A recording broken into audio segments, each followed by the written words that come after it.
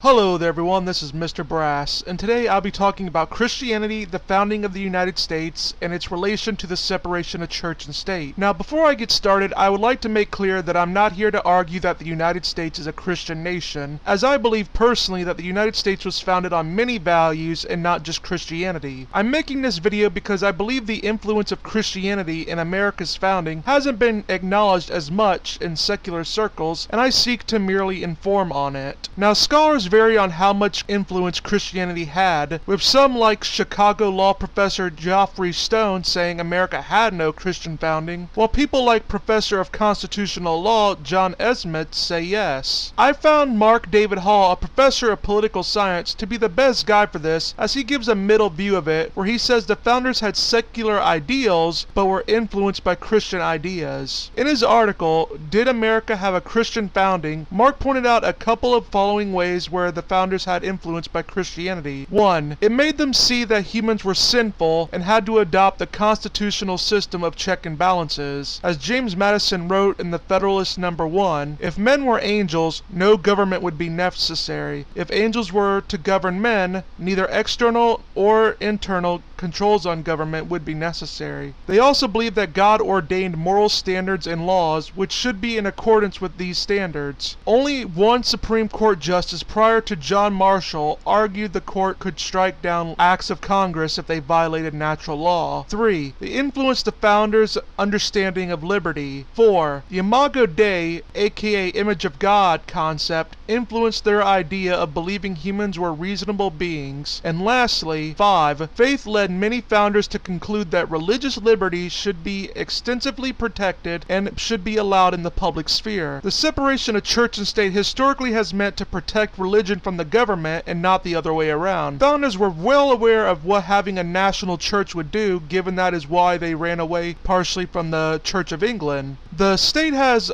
always used and abused the church to achieve a secular end, such as the case was with Ferdinand of Spain and Philip IV, so allowing Christians and other religious people to be protected from the government makes logical sense. Anti-theists have often yelled out theocracy whenever a case works out in the favor of the religious, like for example with the recent cake decision with Jack Phillips, when in reality it was about freedom of association and it ties into what the Constitution is all about. It is good to note that the current interpretation that anti-theists go with in terms of the Constitution is a new one. The last state church didn't disestablish until 1832, and even after that, the states retained religious tests for public office and required prayer in school. All of this did not go against the separation of church and state. To finish this off, here is George Washington's quote from May 12, 1779, in his address to the Delaware nation. "You do well to wish to learn our arts and ways of life, and above all, the religion of Jesus Christ. These will make you a greater and happier people than you are." Well, that is all for today, and this is Mr. Brass saying goodbye